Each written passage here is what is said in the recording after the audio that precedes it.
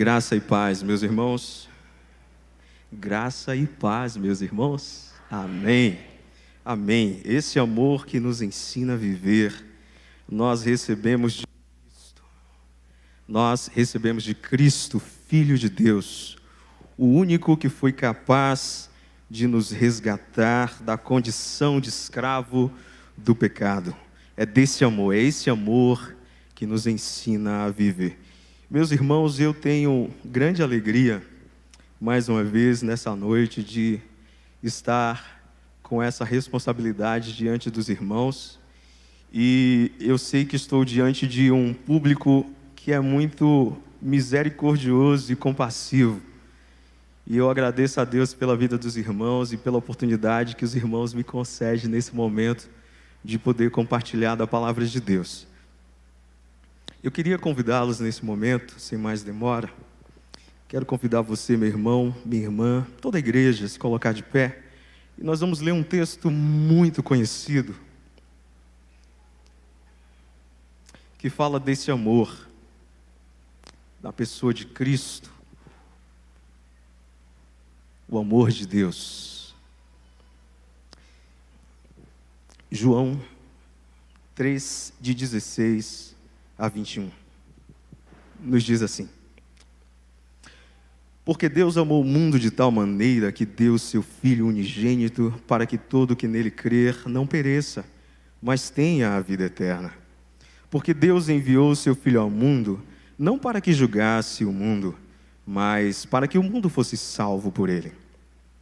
Quem nele crê não é julgado, o que não crê já está julgado, porquanto não crê no nome do unigênito Filho de Deus. O julgamento é este: que a luz veio ao mundo e os homens amaram mais as trevas do que a luz, porque as suas obras eram más. Pois todo aquele que pratica o mal aborrece a luz e não se chega para a luz, a fim de não serem arguidas as suas obras. Quem pratica a verdade aproxima-se da luz, a fim de que as suas obras sejam manifestas, porque feitas em Deus. Vamos orar? Querido Senhor, mais uma vez nós nos colocamos diante do Senhor, em submissão ao Senhor e em obediência à Tua palavra. Nós sabemos, ó Deus, que somente pelo Teu Espírito poderemos entender a Tua palavra e sermos edificados, abençoados, transformados. E, ó Pai, humildemente nos colocamos diante do Senhor, pedindo, Deus, que pela Tua misericórdia, o Senhor alcance os nossos corações e mude, Senhor, as nossas ações, a nossa vida, para que no fim possamos glorificar ao Senhor. Assim oramos no nome de Jesus. Amém. Podem sentar, meus irmãos. A grandeza do amor de Deus. Nesses últimos tempos, nós temos acompanhado o relato da guerra entre a Rússia e a Ucrânia. E eu não sei os irmãos, mas se você parar para observar o que tem acontecido, dói muito o coração a cena de famílias que foram separadas por conta dessa guerra, de pais que foram obrigados a permanecerem em seu país, na Ucrânia, para defender a sua pátria, mas que estão lá com o coração rasgado, porque há mais de um ano, esses pais, eles não têm contato com a sua família, contato físico. Não conseguem abraçar sua filha, seu filho, sua esposa. Estão separados. E na última reportagem que vi, um pai extremamente emotivo, ainda com a roupa de soldado, chorando, relatando a dor maior, uma dor muito maior do que a dor da guerra, uma dor da separação. Ele, naquele momento, não pode expressar amor, abraçar e ter a sua filha, seu filho no colo. Isso me tocou muito, meus irmãos, principalmente agora, porque a minha família cresce e nós estamos na expectativa da Radassa chegar. E eu me coloquei no lugar desse pai e fiquei imaginando como seria a minha vida se eu fosse obrigado a sair a liberar a minha família, a me despedir da minha família, da minha esposa e da minha filha e viver na guerra sem ter nem expectativa de voltar. Amor. Amor que move o pai e a mãe, que move a família. O texto que nós acabamos de ler, de João 3,16, nos fala de um amor superior a esse amor que eu relatei para vocês. Um amor também superior ao amor do casal, aquele casal que está na expectativa do casamento, está noivo, e chega em casa ainda separados, né? Fala pelo telefone: amor, você chegou bem? E aí, como é que foi? E demora para desligar. Não, desliga você. Não, desliga primeiro, né? Esse amor que aquece o coração dos apaixonados. Roberto já passou por isso, né, Roberto? Então, todos nós já passamos por isso. Mas esse amor que o texto nos fala, que o Evangelho de João narra para nós, um texto tão conhecido, nos fala de um grande amor. E nós todos conhecemos desse amor. O amor de Deus, o amor ágape, um amor sacrificial, um amor que foi oferecido por indignos, por pessoas que não eram merecedoras desse amor. Esse é o amor que o próprio Jesus apresenta para nós nesse texto de João 3, exatamente o versículo 16. O discípulo amado João nos fala de um amor que se deu, um amor que se sacrificou para resgatar pecadores desobedientes, que deram as costas para o Deus que é santo, o Deus que é vivo. João nos fala ainda que Jesus é a maior prova desse amor. Deus amou tanto, de modo tão intenso, de modo tão perfeito, que agiu na pessoa do Filho, Jesus Cristo. Jesus é o melhor de Deus que havia de vir. Não existe nada melhor de Deus que ainda há de vir para nós. Tudo que Deus tem de melhor representa na pessoa de Jesus. Tudo isso porque Deus amou. Jesus é o Filho de Deus que se fez carne, abriu mão da sua glória, despiu-se da sua glória, se humilhou em forma de homem, para que todo que olhasse para ele pudesse compreender a dimensão do amor de Deus. O amor de Deus é o amor que faz, não é um amor teórico, não é um amor que está na superfície, é um amor tão intenso, capaz de mover o próprio Deus, o Deus Santo, em direção a homens pecadores como nós. Jesus se humilhou, foi rejeitado por nós, pecadores, pelos quais ele morreu, para revelar a grandeza do amor de Deus. E o versículo então nos diz, João 3, versículo 16, porque Deus amou, ele deu o seu único filho. Esse texto é um texto muito conhecido, e às vezes nós passamos por ele e não prestamos atenção, não damos a devida atenção às expressões que nós encontramos nesse texto. Por causa do amor de Deus em Jesus, nós recebemos perdão, nós somos reconciliados. Deus ama pecadores, Deus deseja ter esse relacionamento com pecadores. E por que Deus deseja ter esse relacionamento com pecadores? Porque somente Deus seria capaz de resgatar pecadores. Somente Ele poderia pagar o preço tão alto para nos levar de volta a Ele. E tudo isso Ele fez por amor. O que nós precisamos entender diante desse texto é que nós precisamos, diante do amor de Deus, nos posicionar, tomar uma decisão. O que você vai fazer depois de perceber a grandeza do amor de Deus, a atitude de Deus em vir até nós e nos amar de tal modo? Olhando para esse texto, meus irmãos, nós podemos destacar a primeira verdade no versículo 16. Deus ama, Deus é amor, porque Deus amou. E Deus, no conceito da teologia sistemática, Deus é um espírito pessoal que em santo amor criou, governa e dirige e sustenta todas as coisas. E Deus é espírito pessoal porque Deus é uma pessoa. E uma pessoa tem sentimentos, tem emoções, tem desejos. E é por isso que o amor de Deus, revelado aqui em João, demonstra que Deus é essa pessoa que ama. Deus é essa pessoa zelosa. Deus é essa pessoa que, além de criar, sustenta, governa, está aqui nos amparando, nos dirigindo, coordenando a história, cuidando de todo o fluxo da história. Deus não abandonou a humanidade, como alguns filósofos ainda do século XVIII pensaram, que Deus tinha criado a humanidade e deixado cada um ao seu bel prazer. Não, Deus continua governando todas as coisas, porque todas as coisas foram feitas por Deus. Deus criou o homem. Nós podemos conferir, e eu quero convidar você a ler o texto de Gênesis, o primeiro capítulo, versículo 27, onde nós começamos a perceber a manifestação, a grandeza desse amor de Deus na criação. Deus cria esse homem para se relacionar com ele.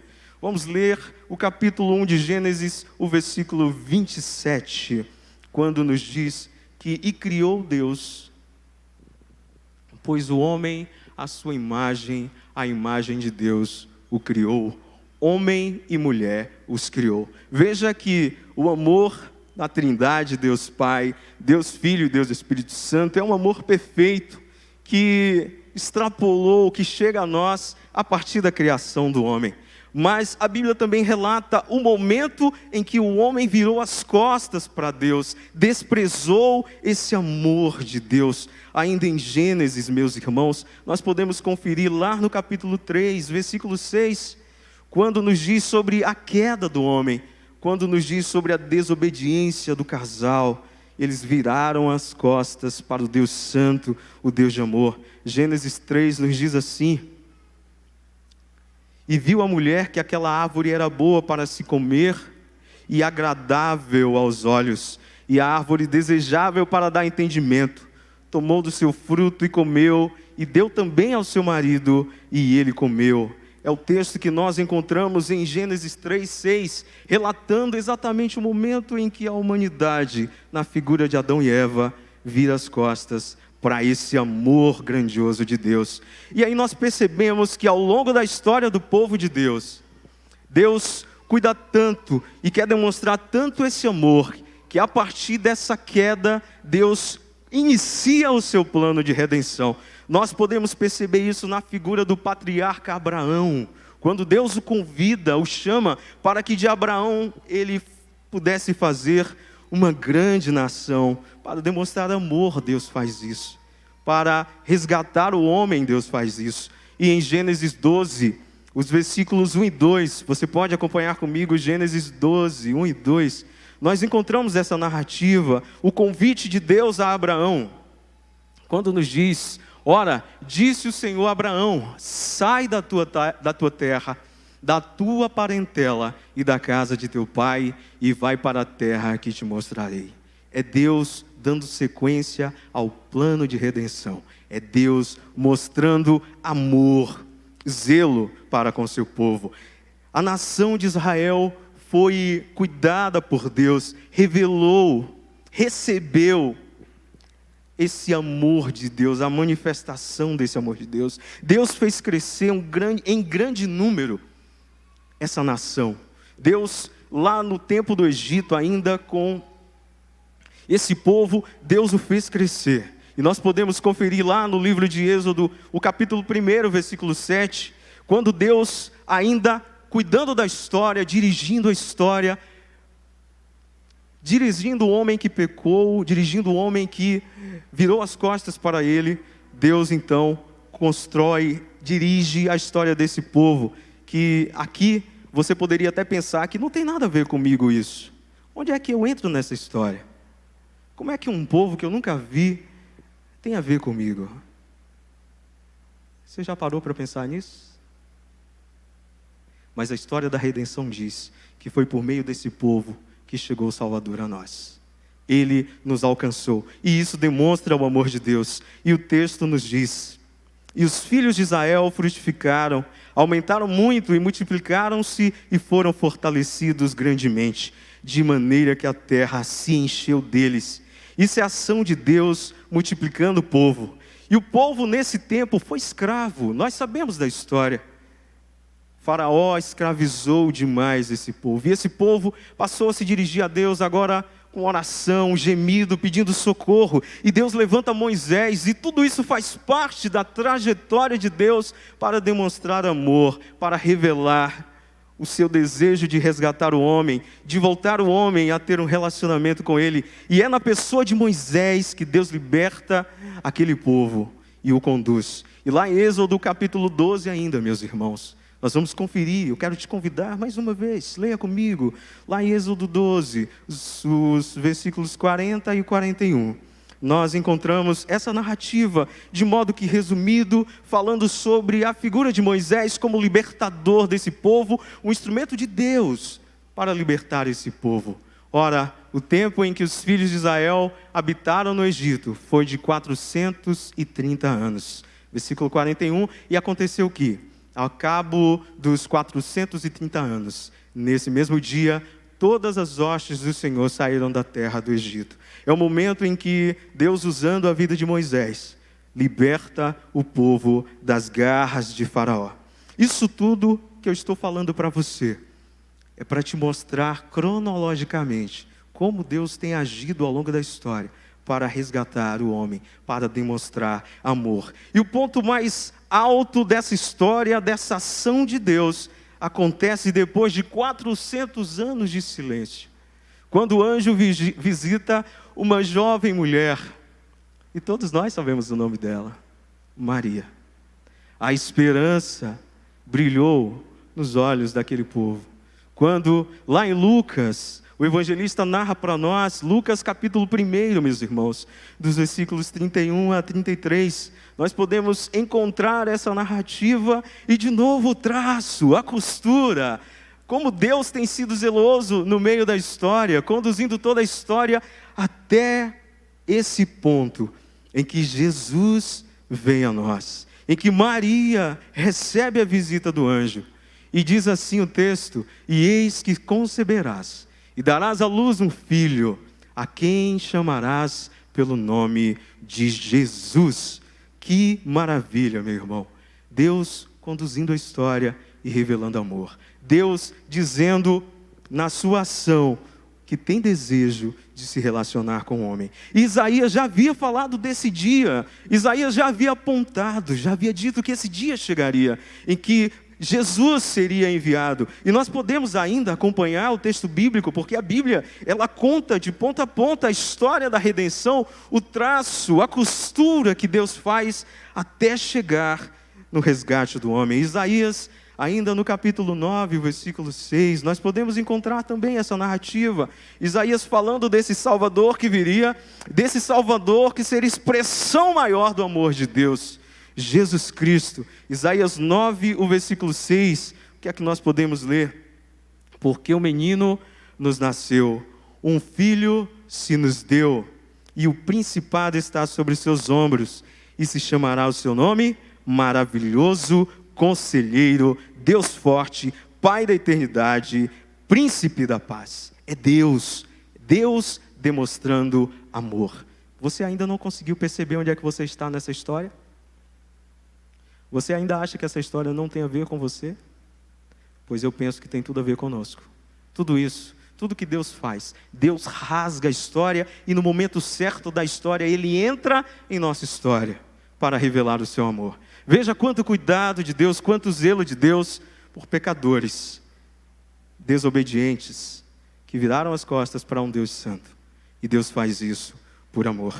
E quando eu penso na ação de Deus por amor, me vem uma outra imagem, meus irmãos, de uma cena muito forte que aconteceu na cidade de Franca, em São Paulo, o ano de 2007, quando nesse período de chuvas, que sempre tem no estado de São Paulo, uma mãe viu seus 2 filhos caírem num reservatório de aproximadamente 4 metros de profundidade.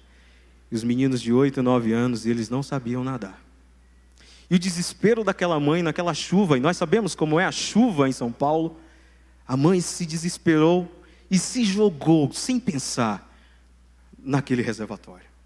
E batendo os braços no desespero, ela conseguiu puxar os meninos até a borda. E aí conseguiu tirá-los e resgatá-los com vida. O repórter então perguntou: como é que a senhora conseguiu fazer isso? Como foi nadar até os meninos? Ela falou: eu nem sei o que é nadar. Eu fiz pelo instinto, porque eu não queria que os meus filhos padecessem, morressem ali. Quando eu olho a ação dessa mulher, de cuidado e zelo, eu posso até me emocionar, e você pode até ser tocado por isso. Mas Deus não se jogou num tanque profundo para salvar o pecador.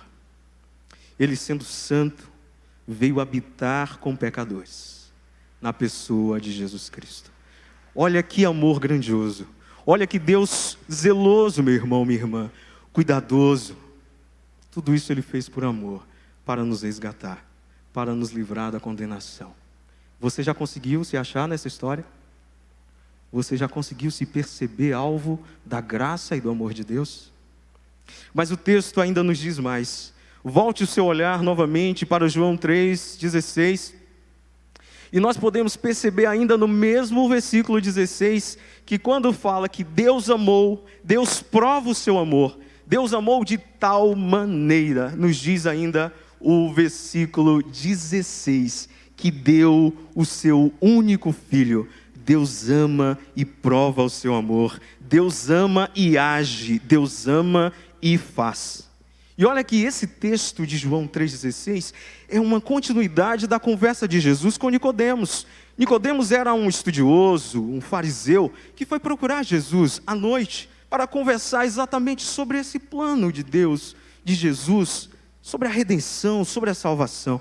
E olha que em João 3, ainda no versículo 13, eu peço a você que olhe comigo ou acompanhe na projeção, nós encontramos ainda o texto dizendo que ninguém subiu ao céu, senão o que desceu do céu, o Filho do Homem que está no céu. É o evangelista João nos dizendo que Jesus é eterno, que Jesus é Deus e que Jesus estava com o Pai e agora havia se encarnado e habitado entre nós. O evangelho de João ainda nos diz, você pode conferir comigo, lá no capítulo 1, versículos 2 e 3, sobre essa evidência do amor de Deus na figura de Cristo que se faz carne e habita entre nós. Acompanhe na sua Bíblia, por favor.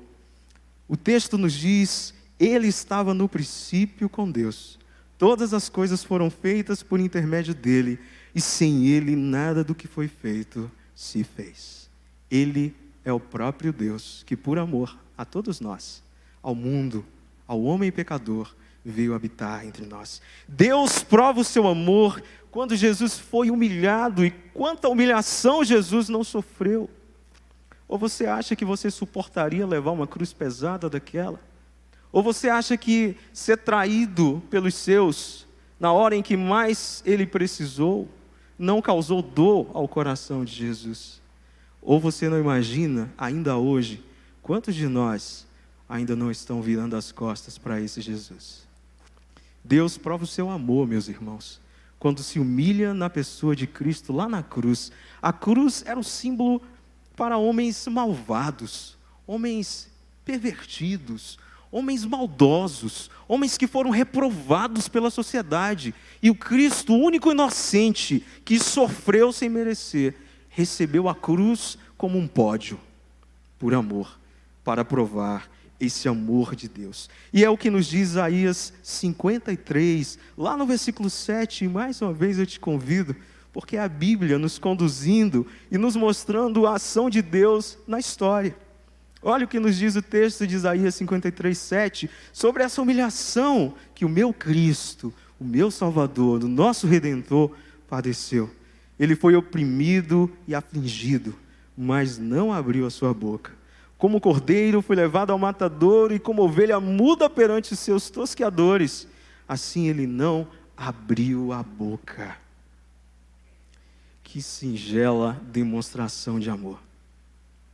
Eu, diante dessa manifestação de amor, todas as vezes em que me ponho de joelhos para orar ao Senhor, eu peço perdão, porque ainda sou muito ingrato, ainda sou muito rebelde e desobediente diante daquilo que meu Deus fez. Ele sofreu calado, ele padeceu calado, ele apanhou calado, abandonado. Tudo isso porque o nosso pecado foi jogado sobre ele. Deus, na pessoa de Cristo, demonstrou amor. Mas podemos perceber também, nessa ação de Deus, que deu seu Filho único, que a ressurreição de Cristo prova a grandeza desse amor. Olha a nossa viva esperança. Cristo não ficou naquela tumba. Você pode ir hoje e conhecer o lugar histórico em que dizem, porque não se tem prova, de que Jesus ali foi sepultado.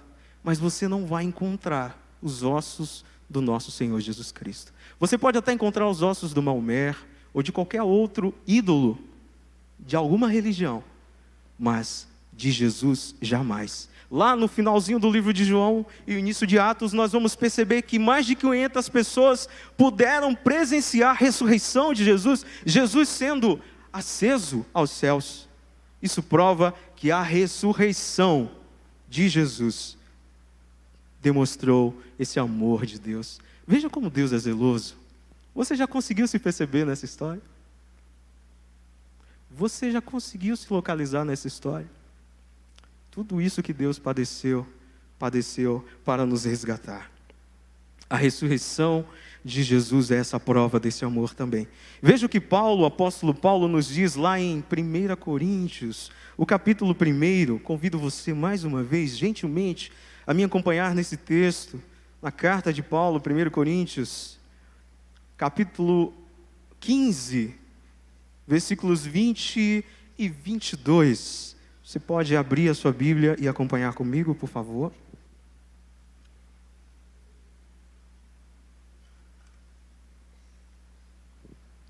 Paulo falando sobre essa ressurreição de Cristo, ele diz: mas de fato Cristo ressuscitou dentre os mortos, sendo ele as primícias dos que dormem.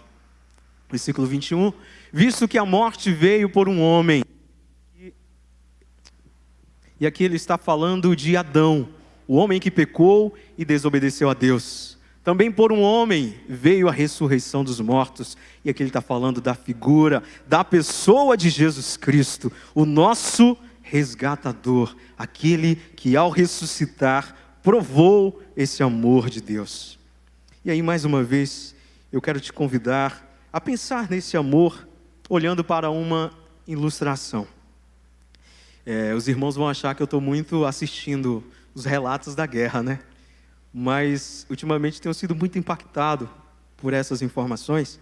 E uma outra que me chamou muita atenção sobre sacrificar-se, sobre pensar no outro, tem a ver com a história de um professor universitário que está como soldado lá na Ucrânia. Ele está como soldado lá na Ucrânia. E o curioso é que ele não deixou de ser professor. Lá no campo de batalha, ele continua de modo remoto, online, ensinando os seus alunos à distância.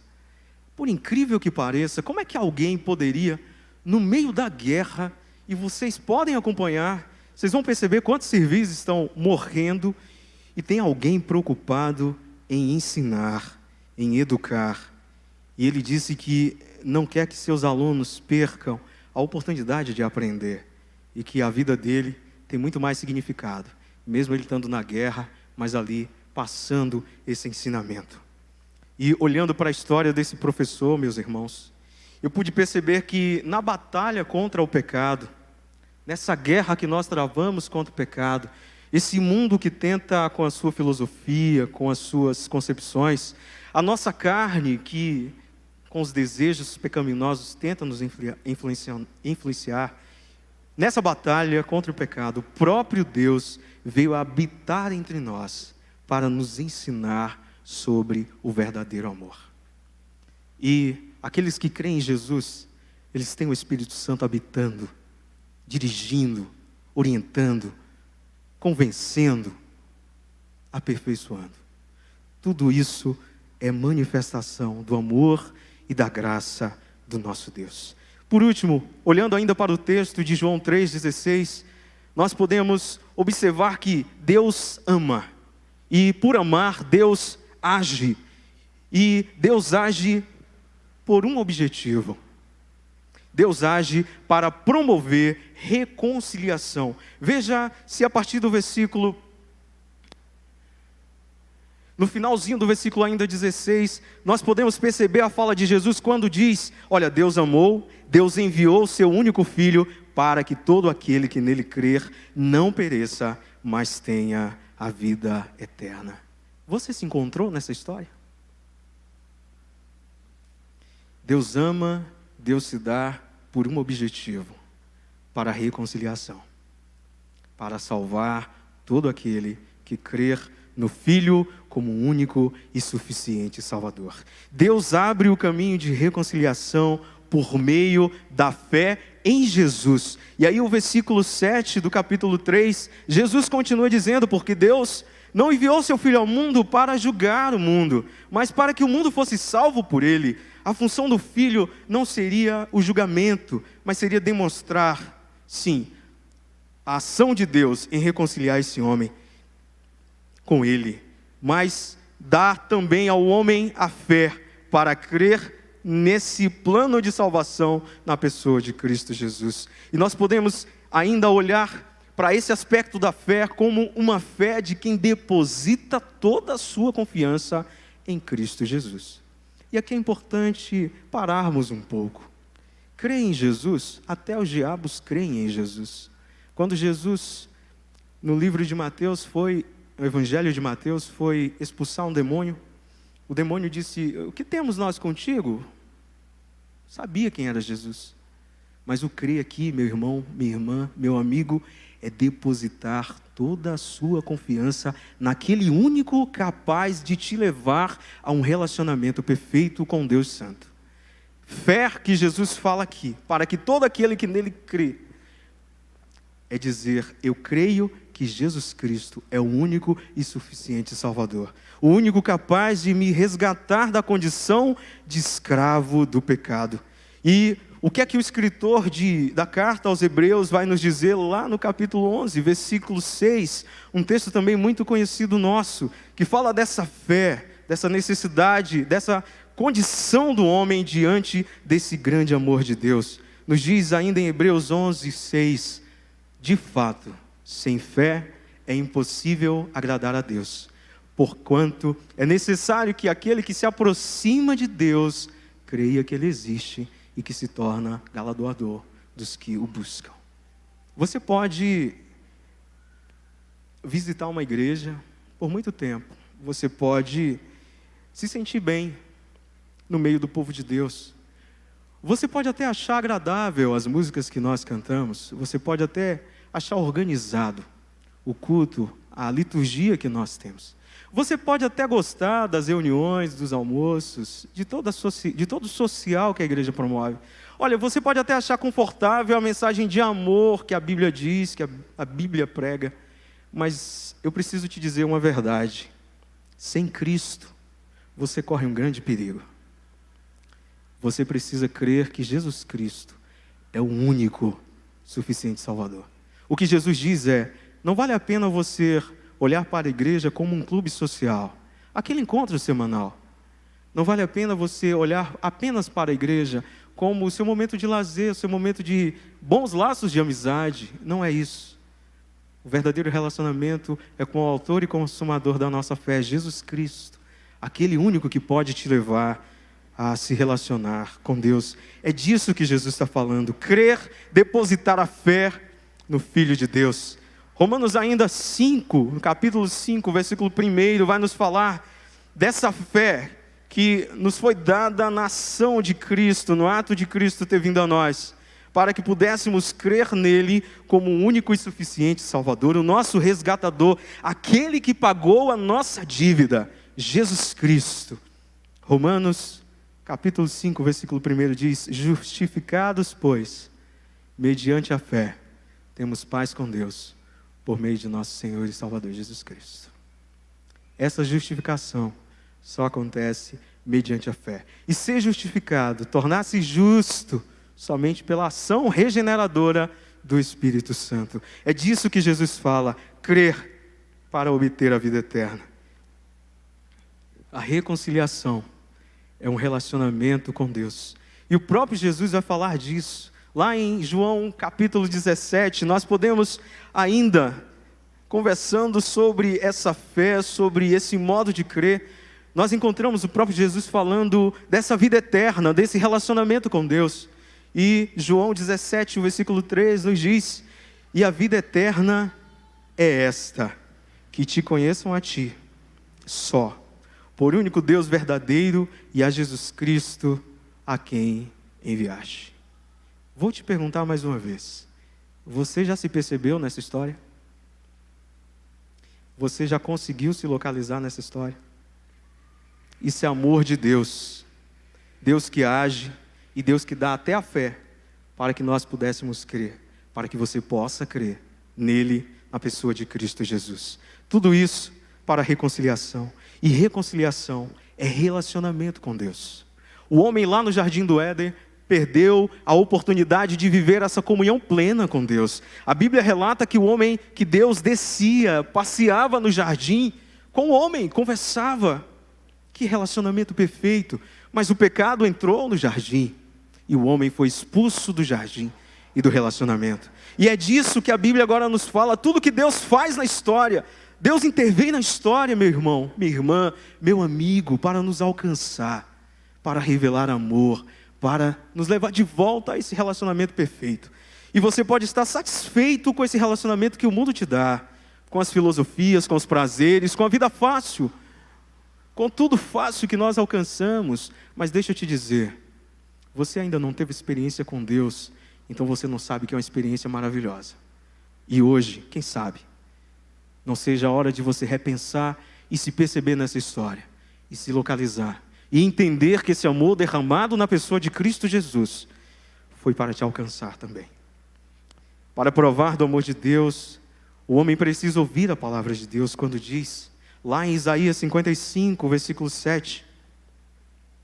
Você pode acompanhar comigo, tem na projeção também. Isaías 55, versículo 7 nos diz, deixe o ímpio o seu caminho, e o homem iníquo os seus pensamentos. Converta-se ao Senhor, que se compadecerá dele, e volte-se para o nosso Deus, porque é rico em perdoar. Amor e graça. Um Deus que nos dá sempre uma oportunidade de reconciliação com Ele. Um Deus que está disposto a nos perdoar. Precisamos apenas confessar os nossos pecados. Você pode dizer aí no seu coração, ó Deus, é isso aí. Eu preciso do Senhor. Tu sabes como é que está a minha vida. Tu sabes como eu estou no meu coração. Tu sabes da minha angústia, dos meus desejos. Mas eu quero viver isso aí, Senhor. Esse relacionamento. E aí você precisa abandonar o pecado. Você precisa se reconciliar com o Senhor. Você precisa entender que esse plano de salvação inclui seu nome. Assim como incluiu o meu, Rogério, está lá. E eu tenho fé que um dia, quando estiver face a face diante do meu Salvador, quando Ele abrir o grande livro, eu hei de ouvir o meu nome. Bendito de meu Pai. E você, já se percebeu nessa história? Já se localizou nessa história? O homem foi criado para viver em comunhão com Deus. Mas por conta do pecado, se afastou. E é disso que Jesus continua a nos relatar, ainda olhando para esse texto e já caminhando para o final. Quando Jesus nos diz sobre a luz e trevas, sobre o desejo de permanecer nessa vida dominado pelo pecado. João 3, a partir do versículo 18. Jesus continua dizendo a Nicodemos que o julgamento, que quem não crê já é julgado. O que não crer, quem nele crer não é julgado. O que não crê está julgado, porquanto não crer no nome do único Filho de Deus. Esse julgamento que acontece é permanecer separado de Deus. É permanecer debaixo da ira de Deus. Não aceitar Jesus como único e suficiente Salvador. É dizer que você se conforma com o distanciamento de Deus. É dizer que você está satisfeito vivendo nas trevas. E aí o versículo 19 diz que o julgamento é este, que a luz veio ao mundo, que a luz veio para nós. Na pessoa de Jesus, Jesus faz referência à ausência de luz que existia naquele tempo. Jesus usa dois elementos aqui importantes para esse tempo. Como a luz aqui era muito escassa, Jesus está dizendo que Ele é a luz que veio aos homens. E a luz também tem um aspecto de dar entendimento. Jesus está falando aqui que Ele veio revelar, dar entendimento ao homem sobre o amor de Deus, sobre a pessoa de Deus, nele, Jesus Cristo. O versículo 19 diz que o julgamento é este, que a luz veio ao mundo e os homens amaram mais as trevas do que a luz, porque as suas obras eram más. Porque eles não tinham desejo de terem as suas obras manifestas, reveladas, que é isso que a luz faz. Mas o versículo 20 ainda diz: pois todo aquele que pratica o mal aborrece a luz e não se chega para a luz, não consegue viver esse relacionamento com Deus, não consegue se achegar a Deus, a fim de não serem arguidas ou reveladas as suas obras. Quem pratica a verdade, versículo 21, aproxima-se da luz, a fim de que as suas obras sejam manifestas, porque feitas em Deus. É claro o discurso de Jesus, o que nós aprendemos até esse momento olhando para esse texto. Você tem uma escolha diante da revelação do amor de Deus. Deus amou de tal modo que se deu, e se deu por um objetivo, reconciliar-nos com Ele. Mas Ele te convida a se posicionar. Você precisa tomar uma posição. Você pode permanecer nas trevas, e aqui significa ignorar que Jesus Cristo é o único e suficiente Salvador. Você pode viver confortável na condição de pecador, satisfeito e com vergonha de não revelar os seus pecados a Deus. Mas olha, Ele está disposto a nos perdoar. E Ele quer esse relacionamento com você. Ele veio para te dar essa oportunidade. E para encerrar, eu tenho mais uma ilustração para você, ainda falando sobre esse contexto de guerra. Veja que na Primeira Guerra Mundial, uma outra cena nos chamou a atenção. Um soldado invadiu o espaço de conflito entre os dois exércitos. E ao invadir, ele foi gravemente ferido. E caiu no meio do campo de conflito entre os dois exércitos. E os seus ferimentos foram tão intensos, que já não eram mais os gritos, mas ele gritava de dor, de gemido, sofrimento tão intenso, que os companheiros não suportaram. E um desses companheiros saiu no meio dos tiros, se jogou também no meio lá do terreno e tentou resgatar esse soldado ferido. Quando os dois comandantes viram aquela cena, suspenderam fogo, até que o soldado ferido fosse resgatado. Veja que fascinante, o gemido de alguém ferido no campo de batalha pôde comover o coração de dois comandantes, para que aquele soldado ferido fosse resgatado. Esta é uma história inspiradora, mas existe uma história muito mais dramática e muito mais inspiradora. O Senhor Jesus, por causa do amor de Deus, atravessou o território inimigo para nos dar salvação, para nos salvar da morte espiritual. Tudo isso Ele fez para nos reconciliar com Deus. De novo, você se achou nessa história? Você conseguiu perceber onde é que você está nessa história? Tudo isso que Deus fez por nós, por amor. E nós precisamos nos posicionar. Qual é a sua decisão diante do grande amor de Deus? O que você pode fazer depois de conhecer que Deus agiu na história, interferiu na história, veio como homem, padeceu, morreu, padeceu a mais terrível dor, ressuscitou, para que hoje nós pudéssemos ter fé nele como Filho de Deus e nos reconciliar com Deus. Eu sei que você está pensando sobre isso. Deus é quem age em direção ao homem, mas nós somos convidados a tomar uma decisão diante desse amor. Vamos orar sobre isso? Enquanto nós oramos, quero que você baixe a sua cabeça e pense. Você não precisa se posicionar agora, se manifestar. Mas você pode orar e, se você ainda não fez isso, entregue sua vida ao Senhor. Ele é o único caminho que você tem. Ele é a única salvação que você precisa. É a única solução para os teus problemas. Jesus Cristo é o nome dele. O Deus vivo que veio habitar entre nós. Creia nele hoje e você verá o grande milagre. A pessoa do Espírito Santo habitando a tua vida. Senhor, que maravilha, Pai. Obrigado, ó Deus, pelo teu grande amor. Como somos, ó Deus,